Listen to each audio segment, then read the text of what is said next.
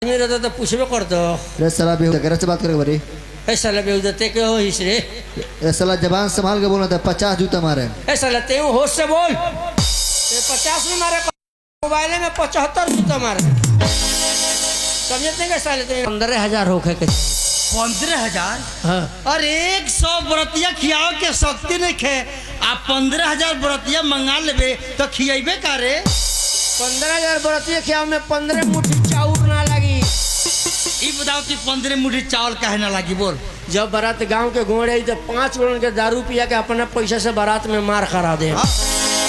5,000 बरतिया के खाली कपार फोड़ाई, वही बार हॉस्पिटल धली लो। अब 5,000 हिफाजत में जाइलो, 10,000 गायब बच जाइलो। 5,000 तो कहले मारा मारी के भीड़ में रहने से खाना के बनाओ, भूखे रही लो नाती लो, भिनसार हो तो चादर लेके घर धली लो। एक बात है, 15,000 बरतिया गिन के मांग ले। हाँ 15,000 बरतिया चाहिए गिन के। 15,000 बरतिया गिन के 15,000 में एगो कम हो जाए तो ना खियाम सब। अब 15,000 से एगो ज्यादा हो जाए तो जूता से पीट के भगाएम सब। 15,000 बात कम भाई, हम 15,000 बात हम कहाँ जाए खोज रे? आ 10 लाख रुपया कम होला, ई कहाँ खोजी है? रोड पर गिरल बा। 10 लाख रुपया कम होला, ई कहाँ खोजी है? रोड पर गिरल बा। 15,000 बात ही जाए। अब दूसरा बात कि एको गो बरतिया के एड़ी में बेवाई ना होके के चाहिए। अरे बेहुदा 15,000 पर 30,000 हम गोड़ देखे रे ना देखे 15,000 एड़ी ना देखल जाई। 10 लाख रुपया देख लेम जे कौन फाटल बा, कौन साटल बा, कौन चली कौन ना चली। अब 15,000 एड़ी ना देखल चाहिए। दहेज बड़े आदमी के आ एड़ी में बेवाई लेके ये लोग फंसा के बेटिया का तिरपाल फाड़े खातिर। 15,000 बात हुई तो मांगता हुई तो जालू। ठीक बा, ठीक बात है भक्तिन। अब हम चलत तानी बढ़िया अच्छा ढंग से बारात लेके आओ जाए, बारात की तैयारी करे जाता नहीं। चाचा दोसर कुछ के व्यवस्था मत करियो। का व्यवस्था करे के बा? लाठी तनी लंबा लंबा खोजियो, जे एक बेर मारे ले तो 10 गो मुड़ी पकड़ ले, तो पारा पारी फोड़ ले तो बिहान मुड़िए फोड़त में बिहान हो जाए। ठीक बा, बोली मेरा कहीं सब तय हो गए और का हो गए? हम कसना तय कहले कौन चीज खियाई है? खड़े खोसी एगो बरतिया के दिन में एगो खड़े खोसी। अरे बाप, एक बराती के खड़े खोसी खियाई है? खड़े खोसी और हमार बराती की जिंदगी भर नाम ले लो।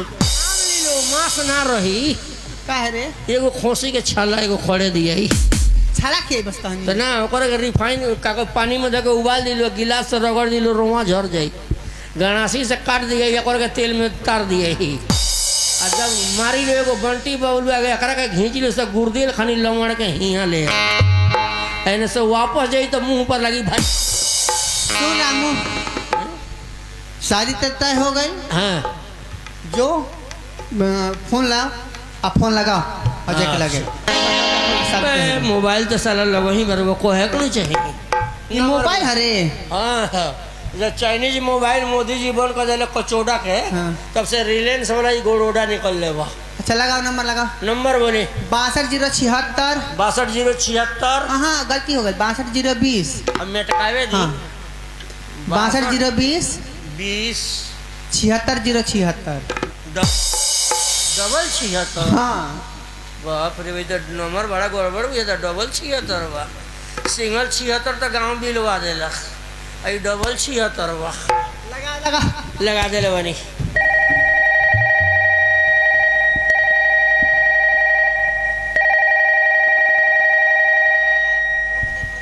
हेलो हेलो, ये के बोलता रहो? तू के हुआ? तू बताओ ना। हम तो आदमी हैं। तो हम तो आदमी है होई।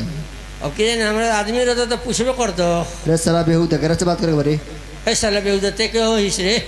ए साला जबान संभाल के बोलना था, 50 जूता मारे। ए साला ते होश से बोल। ते 50 में मारे, मोबाइल में 75 जूता मारे। समझते नहीं के साले ते हम बड़े आदमी के सार हई।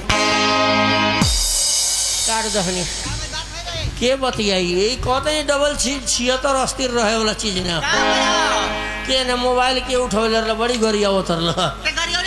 वो तो साले मारे 50 जूता को रे साला, हम मारेंगे 75 जूता। समझता नहीं है रे साला, हम बड़े आदमी के सार हैं, शर्त काट देनी है। नंबर गलती जगह नहीं लगा रे। देखी हुए हो नंबर तू है रे। 62 रो नंबर कैसे लागे रे फिर दोबारा लगाओ और गाड़ी सुने के लूर ना आवे तो मोबाइल रख ली दिन भर इन्होंने फंसाओ तो रही गाड़ी सुनत रहे